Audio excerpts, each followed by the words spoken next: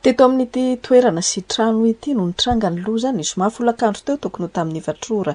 Olona tsy nisy nanampo samy mbola niresaka ny lafitsara ny fiavian'ny orana ny tafaraka tao. Nisy tamin'ireo namoy ainy no nandalo vetivety vidy entana fotsiny tiany. Nisy godiny indray mandeha nipoaka somary moramora moa zany dia rehefa afaka fotoagna fotaoriana igny dia nisy setroka nivoaka tamin'ilay tokantrano iray dia natao hoe nahandro na afo trano moa zany ilay izy.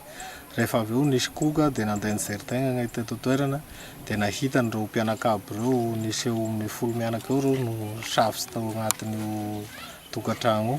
Fa nefa moa zany tsy nangahy fa ny mianaka no sanasiary tegna mihitsy.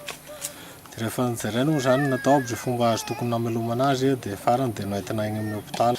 Kanjo rehefa tonga agny amin'ny hôpitaly moa nanao ny azo natao ny masera dokotera sy ny mpisabo amin'ny hôpitaly dia tsy hita tsony ny azo natao fa maty izy mianaka. Saiky mbola mpihavana avokoa ireo namoy ny ainy ireo, lehilahy iray, vehivavy 3 ary ankiziny 2. Misy ihany koa ny mpianaka amin'izy ireo.